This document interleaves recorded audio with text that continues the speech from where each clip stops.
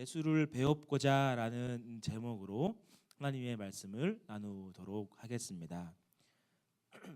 여러분 혹시 해외 여행을 다녀오신 적이 있으세요? 아무도 네. 저도 안 가봐서 괜찮습니다. 혹시 그러면 말을 바꾸어서 해외 선교를 다녀오신 적은 있으신가요? 네, 감사합니다. 좋으네요. 우리가 해외 선교라고 이야기를 하면 늘상 어디를 생각하게 되나요?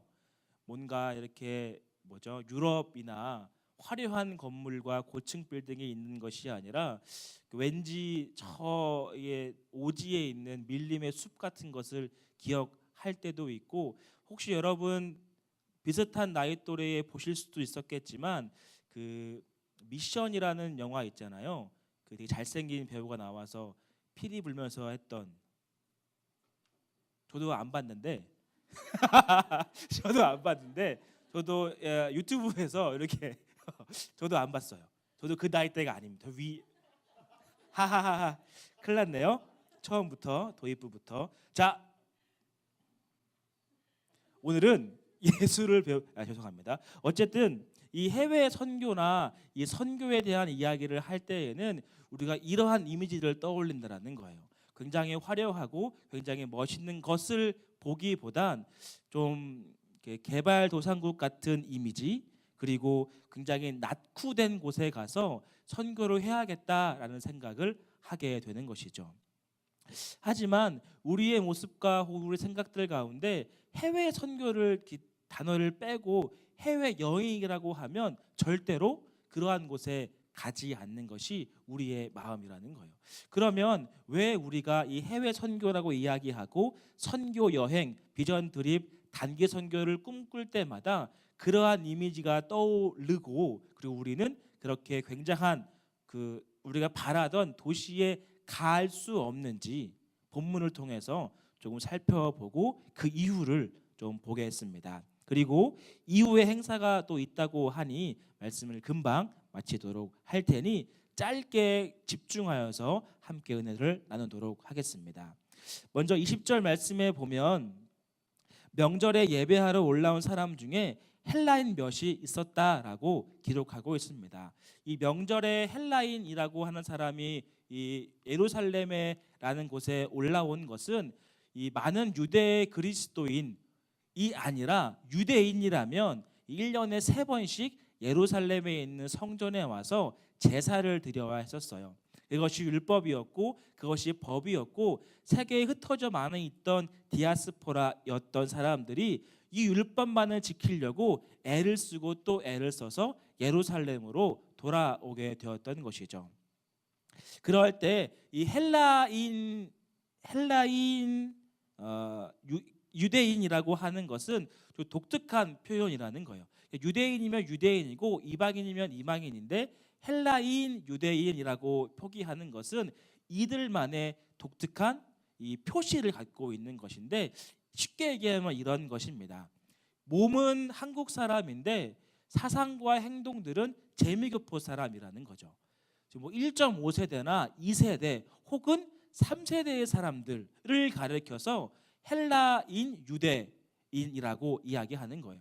이 사도행전에서 이렇게 진행되어지면 스데반이라는 사람이 등장하는데 그 사람도 누구였을까요? 헬라파 유대인이었던 거예요. 그러니까 이 헬라파 유대인들은 예루살렘 지역에 살아가지 못하고 멀리 떨어져서 그들의 문화와 그들의 이해관계를 묵상하고 그렇게 살아가던 사람들인데, 이 율법을 지키기 위해서 1년에 단 3번씩만 올라오는 사람들을 가리키는 말이에요. 이러한 사람들이 이 예루살렘에 올라왔을 때 주님이 계신 것을 보고 주님을 보고자 하는 장면이 시작되고 있습니다. 여러분, 선교라고 우리가 이야기를 하면 선교 주일이니까 선교는 늘상 나가는 것으로 생각을 하게 마련입니다. 내가 여기 있고 저 문을 밖으로 나가든지 아니면 교회 문을 밖으로 나가든지 캠퍼스나 혹은 동네에 나가는 것을 바라보는데, 오늘 이 선교의 현장에서는 사람들이 어떻게 해요? 찾아오게 되었다라는 거예요.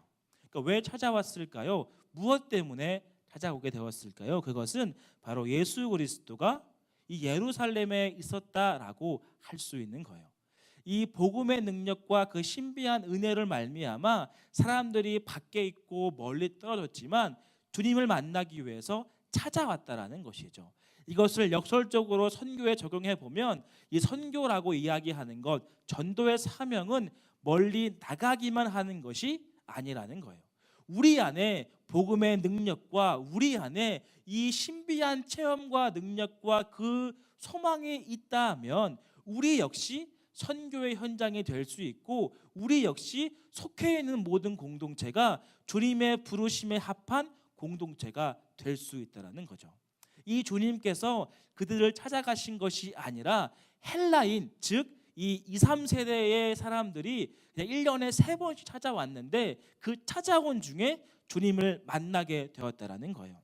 왜요? 반복하지만 예수 그리스도의 복음이 그 자리에 있었기 때문이라는 것이죠. 그렇다면 이 예수님께서 그들이 왔을 때 어떻게 대했을까요? 너희들은 이방인이니까 내가 말씀을 전하지 않을 거야 라고 했던 것이 아니라 그들에게 친히 말씀하셔서 이 선교의 현장들을 이루어 나가고 계셨던 거예요. 여러분 안에 이 복음의 확신과 능력이 있다라고 한다 하면 어디 있든지 간에 우리는 선교의 현장이 될 수 있는 거예요. 하지만 이 확신이 없다면 선포도 없을 것이고 능력도 없을 것이며 전할 말도 없게 되는 것이죠.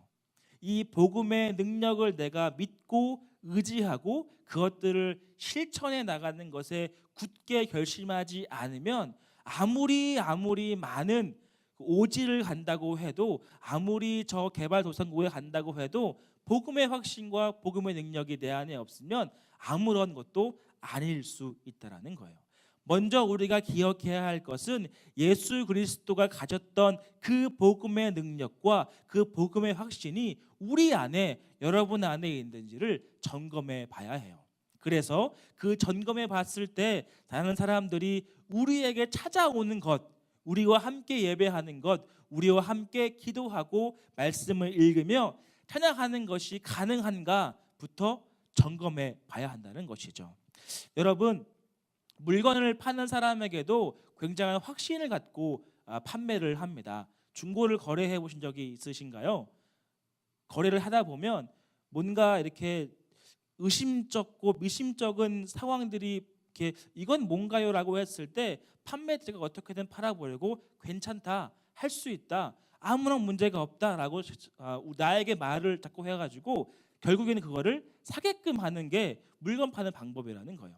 이 세상 사람들도 이 가치 없는 것으로 말미암아 확신을 갖고 전달하고 그것에 대해서 이야기하는데 이 놀라운 복음의 능력과 이 복음의 확신이 우리 가운데 없다고 한다 하면 우리는 점검해 봐야 할 필요가 있는 거예요. 선교는 가는 것 이전에 오는 것이 먼저인데 내 안의 복음의 능력을 점검해 보았다면 열방을 향하여서 우리는 나갈 수 있게 되는 거예요. 제가 요즘에 말레이시아 단기 선교 비전트리 모임을 하고 있는데 사실 처음 모임 때에는 잘 몰랐었습니다. 어떻게 준비해야 될지도 몰랐고 어떻게 해야 하는지 몰랐는데 이제 한 6주차 지나가고 있는데 이제 뭔가 알겠어요. 선교를 가기 이전에 먼저 내 안에 이 복음의 능력과 복음의 확신들을 채워야 하겠구나라고 여겼던 것이죠. 그리하여서 우리의 선교 모임들, 단기 선교 팀의 모임들을 바라보면 이 선교 정말 다가는 것은 1주, 길면 2주인데 그 몇 달 동안 모여서 무엇 합니까? 예배하고 기도하고 찬양하고 무엇을 준비하고 해서 골똘하잖아요. 바로 이런 건 거죠. 선교를 하기 위하여서는 복음의 능력을 전파하기 위해서는 내가 먼저 채워져야 되고 내가 먼저 예수 그리스도로 말미암아 풍성하게 채워져야 그것들을 감당할 수 있는 거예요. 그러므로 여러분의 자리가 또 우리의 자리가 불이 되어야 해요. 그리고 여기서 변화가 일어나야 하는 것이죠. 저기에서 선교지를 가서 변화가 일어나는 것이 아니라 내 삶에서부터 먼저 변화가 일어나야 되고, 우리의 공동체의 모습, 우리의 일상생활의 모습부터 뭔가 꿈틀꿈틀거리고 그 은혜 속에 경험되는 것을 바라봐야 하는 것이죠.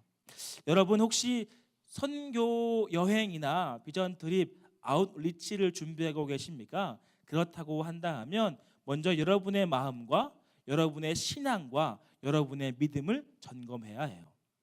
내가 무언가를 해야겠다 이전에 주님이 나에게 주신 은혜와 사랑이 무엇인지를 깨닫고 나를 비워내고 그 안에 예수 그리스도의 마음을 채워야 하는 것이죠. 이것이 곧 선교이며, 선교는 역시 예배라는 거예요. 기도가 곧 사역이고 모든 중심에서부터 이 은혜가 흘러가야 하는 것입니다. 더 나아간다면 이 선교라는 것은 삶의 문제에서도 적용할 수 있는 거예요. 선교가 무언가 복음을 전하고 예수 그리스도를 전해하면 이 선교라는 이야기가 하는 것이 아니라, 복음을 지키는 것으로부터 출발한다고 하면 우리의 일상생활에서부터 출발을 할 수 있다라는 거예요.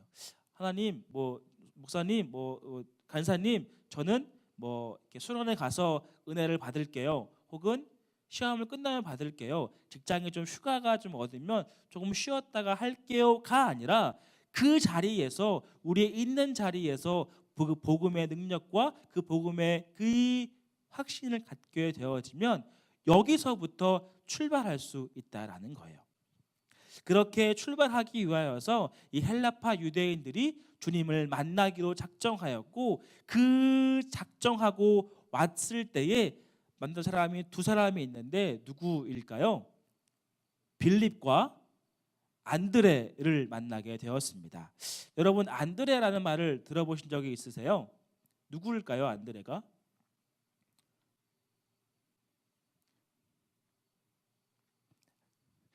네. 제가 순간적으로 앙드레 김이 아닙니다라고 하려고 했는데 죄송합니다. 그러니까 이 안드레라고 하는 인물은 예수님의 첫 번째 제자였어요. 처음 부르신 사람이 안드레였는데, 여러분 잘 모르시죠? 안드레에 대해서. 그 사람이 누구이고 그 사람이 어떤 일을 했고 왜 우리는 안드레를 뭐지? 라고 생각하게 되었을까요? 이 안드레와 빌립의 이름이 독특한데, 이 두 이름은 이 히브리식 이름이 아니라 헬라파식 이름이에요. 그러니까 로마에서 지어진 이름이라는 것이죠. 좀 더 나아가면 이 빌립과 안드레는 이 히브리 사람이지만 약 1.5세대, 약 2세대의 사람들이라 할 수 있는 거예요. 이 사람들이 처음에는 베드로와 함께 그 같은 베세다의 지방에서 재밌게 지내다가 이제 삶이 조금 주님이 부르시고 그 제자의 삶을 살아가다 보니까 좀 이렇게 변화가 일어나게 되었는데, 첫 번째 부르심을 받은 이 안드레의 삶은 그 자리에 있기만 하였지 드러내어지지가 않았습니다. 왜냐하면 가장 첫 번째 부르심 받은 안드레가 제일 1번 베드로보다 더 먼저 어떠한 이 제자가 될 수도 있었을 것이고, 이들 모두에게 1인자가 될 수 있었어야 하겠지만, 주님은 시몬과 야고보와 요한만을 데리고 다니고 이 안드레는 문 밖에 서서 기다리게 하였습니다. 야이로의 집에 갈 때에도, 변화산상에 올라가실 때에도 이 안드레는 저쪽에만 있었어요. 첫 번째 부르심을 받고 첫 번째의 그 응답이 되어서 주님을 맨 처음 따랐지만, 언제부턴가 이제 멀찌감치 바라보게 되는 주님과 내가 아닌 다른 사람을 바라보게 되었죠. 그런데 중요한 것은 이 안드레가 성경 어디에서도 불평했다는 말이 없습니다. 왜 하나님, 왜 주님, 왜 나는 안 챙깁니까? 라고 하지 않았다는 거예요. 예전에 이 야고보와 요한은 이 주님의 그 총애를 받던 그룹이기도 하였지만, 훗날에 계속 2인자만 남겨지니까 너무 분해가지고 어머니한테 부탁을 해서 천국 나라 가면 내가 1인자 좌우편에 해주십시오 라고 이야기하였지만 안드레는 전혀 그런 이야기가 없었어요. 원망을 하지도 않았고 불평도 하지 않았고 이러한 요구도 하지 않았는데 왜 우리는 안드레를 주목해야 할까요? 오늘 본문에 등장하는 것이 굉장히 중요하다라는 거예요. 이 헬라파 유대인과 예수 그리스도와 연결되는 이 다리가 안드레였다라는 거예요. 이 안드레는 늘 주님과 다른 사람, 주님의 사역, 주님의 동반자로 평생을 살아갔지만 드러내지 않았지만 그 뜻과 함께 그 귀한 사명들을 잘 감당했다라는 것이죠. 여러분 오병이어 사건을 기억하시죠? 무엇이죠? 오가 뭐죠? 예? 버섯이요? 죄송합니다. 제가 배고파가지고 이 오병이어 사건을 통해서 이 사건이 있는데요. 그 사건 안에 안드레가 등장하는 것을 여러분 혹시 기억하나요? 이 빌립은 이때 이런 말을 했었어요. 예수님, 이 많은 사람들을 어떻게 다 먹일 수 있겠습니까? 우리가 돈이 어디 있습니까? 라고 이야기했는데 이 안드레는 요한복음에 보면 쪼르르 가가지고 그 어린아이의 도시락을 가지고 와서 주님께 내어놓는 그 다리 역할을 했다라는 거예요.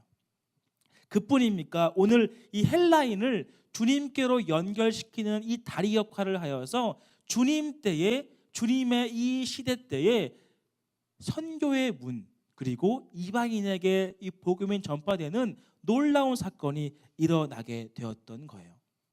이 안드레는 1등이 되지 않고 베드로만 기억하고 오병이어에서도 소년은 기억되지만 자신을 잊어먹는 이 시대 가운데서라도 아무런 불평과 아무런 원망을 하지 않고 주님의 뜻과 주님의 이 섭리가 이루어지는 것을 기대하고 그것들을 묵묵히 감당했다라는 거예요.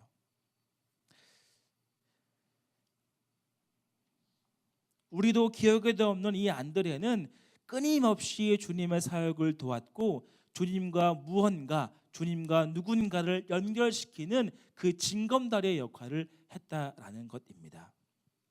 새로운 문이 이 안드레를 통하여서 이루어지게 된 것이고 그 문들 통하여서 새로운 접촉점들이 생기게 되었던 것이죠. 만약 이 안드레 역시 불평하고 원망하였고 주님 옆에서 내가 좌우로 하겠습니다라고 했으면 이러한 기억들이 있을 수가 없게 될 거예요. 하지만 묵묵하게 주님의 뜻을 이뤄내는 한 사람으로 되었던 것이죠. 우리가 본문 잠깐 다시 읽어볼 텐데요. 우리 24절 한번 읽어볼까요? 본문 24절 시작. 내가 진실로 너희에게 이르노니 한 알의 밀이 땅에 떨어져 죽지 아니하면 한 알 그대로 있고 죽으면 많은 열매를 맺느니라. 아멘. 이 안드레는 아무도 기억하지 못하지만 그 씨앗이 땅에 떨어져서 수많은 열매를 맺게 하는 징검다리가 되었다라는 거예요. 여러분, 이 땅에서 여러분의 이름을 기억 못할 때가 많을 것 같아요. 그리고 여러분의 마음과 여러분의 삶을 시원케 해드리는 것도 없는 것 같습니다. 우리의 삶을 늘 나를 낭망하게 하고 늘 넘어지게만 하고 새로운 비전과 새로운 꿈들을 꾸지 못하게 막아서는 것만 같은데 그러면 좀 어떨까요? 우리가 아무도 모르고 우리의 믿음을 지킨다고 해서 누가 알아주지도 않고 우리의 삶이 점점 더 어려워지고 고난 가운데 있다고 해도 좀 그러면 어떨까요? 예수 그리스도께서 이 안드레를 기억하여 우리에게 전했던 것처럼 주님이 우리의 이름 석자, 두자의 이름을 기억하고 그와 함께 동행하고 있다면 우리에게 당면한 모든 아픔과 어려움들이 좀 이길 수 있는 넉넉한 은혜가 있다라는 것이죠.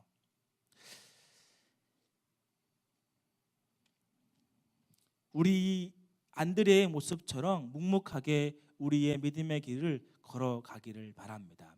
그리하여 그 길 속에서 때로는 고난이 찾아오고 마음에 맞지 않고 왜 나는 이인자야? 나는 왜 아무것도 받지를 못해? 오병이어 사건을 큰 사건인데 저 어린 소년도 알지만 내 이름은 아무도 모르네 라고 불평원망하는 것이 아니라 주님의 뜻이 이 자리에 가게 하는 것이구나 라고 깨닫고 그 자리를 묵묵하게 걸어가면 주님께서 그와 함께 계셔서 그의 삶에 그의 은혜와 함께 덧입혀 줄 거예요.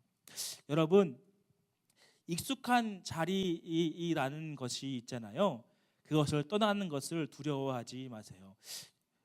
편안한 잠자리와 또한 맛있는 음식들, 친근한 환경들을 내려놓는 것을 두려워하지 마세요. 여러분, 가장 위험한 순간이 언제냐 하면 새로운 환경에 접하는 것이 아니라 익숙함에 있어서 오는 것이 더 위험하다라고 합니다. 우리에게 주어진 모든 편안함과 모든 상황들을 내려놓고 주님께서 걸어가시는 그 길을 넉넉하게 걸어가야 하는 거예요.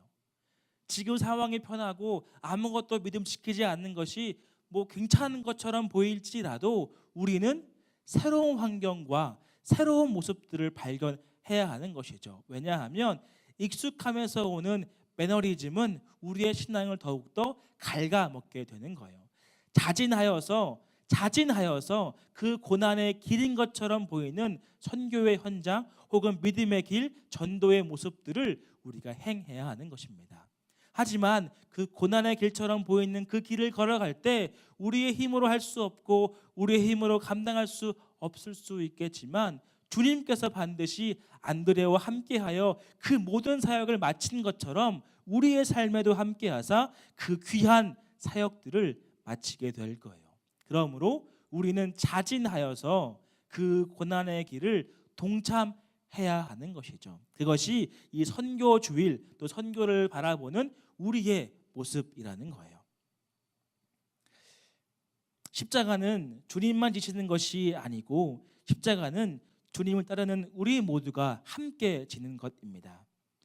하나님이 내 인생을 고난의 길로 인도하시면 그 길로 가면 되는 거예요.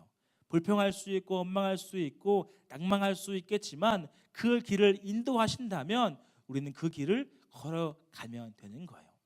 주님께서 그 새로운 길과 새로운 접촉점, 새로운 다리 놓는 사람들을 만들어 주셔서 우리의 모든 것을 다시금 새롭게 하여 주실 것이기 때문입니다. 십자가는 우리의 신앙의 첫 번째 주제일 뿐만 아니라 우리의 인생들 속에서도 매 소주제로 감당하게 되어지고 결론에 가서도 그 주제가 십자가라는 거예요. 중간에 기쁨과 중간에 희락과 중간에 화평 없을 수 있습니다. 하지만 우리의 모든 인생의 주제는 십자가이고 그 고난의 길이라는 거예요.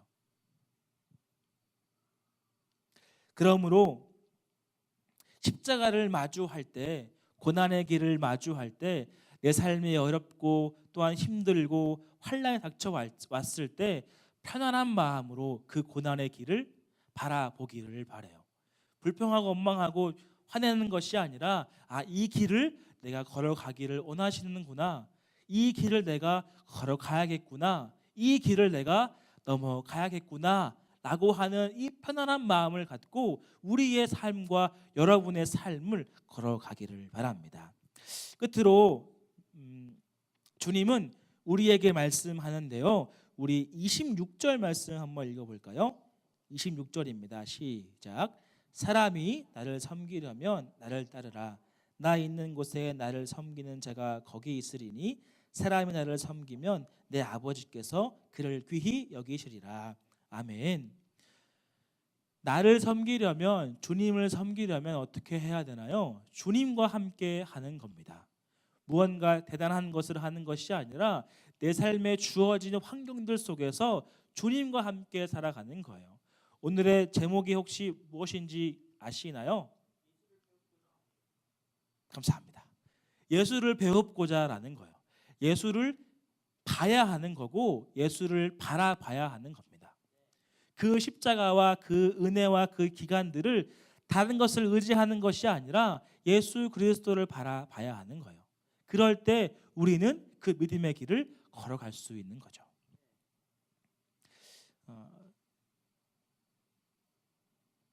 여러분 오순절 성령 강림의 첫 번째 사건이 무엇인지를 아시나요? 방언이라고 생각할 수 있겠는데 그 방언을 통하여서 무엇이 증거되었나요? 하나님의 큰일, 복음의 능력이 증거되었다라는 사실을 기억해야 해요.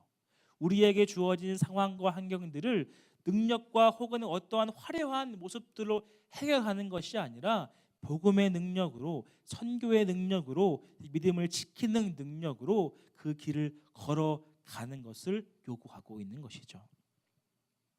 여러분의 당장에 어려운 길을 가라라고 이야기를 하면 어떠한 길을 가고자 하겠습니까? 싫어 도망가는 것이 아니라 믿음의 길을 걸어가세요. 불평하고 혹은 조금 불합리하더라도 그 믿음의 길을 걸어가고 지켜야 하는 것입니다. 세상에 알아주지 않는다 하더라도 예수 그리스도가 우리의 이름을 알아준다면 그것 이외에 아무것도 더 좋은 것이 없음을 우리는 기억해야 해요. 인생의 마지막에 혹은 인생의 시간들을 보낼 때 우리가 무엇을 해야 하고 우리가 무엇을 의지해야 하고 내가 무엇의 주제를 갖고 있는지 점검해 보실 필요가 있습니다. 그것이 십자가인지 그것이 나의 욕망과 나의 즐거움인지 늘 점검해야 합니다. 바라기는 여러분 이번 여름 방학 여름 휴가 때에 고난의 길을 동참하시길 바랍니다. 바캉스가 있고 휴가가 있어서 달콤한 유혹이 우리 가운데 있을지 모르지만 선교 주지를 보내는 우리에게 그 기간들을 조금 할애해서 교사로 봉사하시고 교회에 필요한 것들에 봉사하시고 그 고난의 길을 우리가 자진하여서 걸어가기를 바랍니다. 아웃리치를 준비하십니까? 준비하셔서 떠나시고 선교에 대한 꿈들이 있습니까? 아직 자리가 아직은 없지만 어쨌든 준비하시고 나가시기를 바라요. 우리에게 주어진 고난의 길, 우리에게 믿음의 길을 보여줄 때 우리는 그 길을 도망가는 것이 아니라 피하는 것이 아니라 접촉점이 되어서 그 다리를 내어놓는 사람이 되어야 합니다.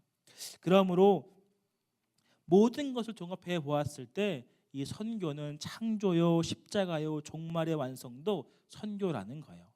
복음이요, 복음이요, 또 복음으로 말미암아 모든 세상이 변화되는 것이죠. 바라기는 이 고난의 길, 이 믿음의 길, 하지만 영광으로 귀히 여겨주는 이 길, 주님이 우리를 향하여서 멸류관을 예비해 두신 그 길, 천국 백성과 그 은혜로 말미암아 풍성한 평안과 위로로 함께해 주시는 그 길을 여러분 걸어가기를 바랍니다. 그리하여 혼자 가는 것이 아니라 함께하여 그 길들을 넉넉하게 이기며 서로 협력하여 선을 이루어서 주님의 귀한 뜻을 다 이루어드리는 여러분 우리가 되기를 주님의 이름으로 축원드립니다.